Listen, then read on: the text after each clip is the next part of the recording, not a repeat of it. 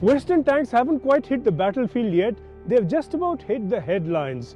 The first Leopard tanks have begun to roll into Ukraine, but the US Abrams not until next year, we are told. It's only a few Leopard tanks that have come in so far, perhaps too few.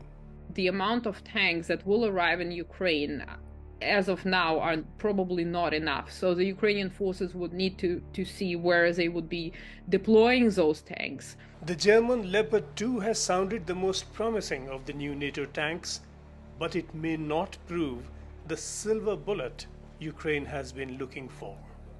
Now, even so, these tanks are new, they are not invulnerable. And Leopards, for instance, they haven't seen a lot of kind of battlefields. The only one being, used by Turkey and Syria, and they prove to be very vulnerable to mortars and mines. So their performance hasn't been very good, the same as a paper claims, so to say. So we don't know right now whether they will be the game changers that they are being promised to be.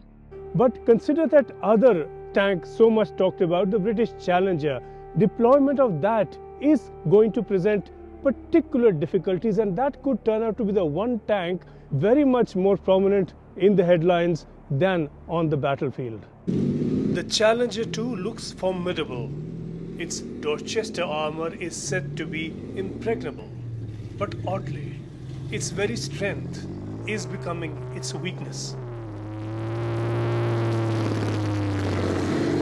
Some reports from Britain have stated that, Britain is very wary of a Challenger 2 being captured by the Russians because they could be reverse engineered. So they are kind of trying to signal that they don't want to have their tanks risked, in battles which could be lost by the Ukrainian forces.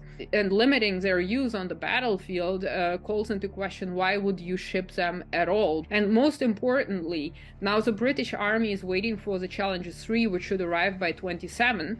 However, the Challenger 3 is based on Challenger 2, so if the Russians get their hands on Challenger 2, then you can pretty much forget about Challenger 3, because the Russians will know which armor is being used and, how the tank is built and so on. The big battle now is the battle for Bakhmut. In that street fighting, in that house-to-house firing, tanks have had little role to play.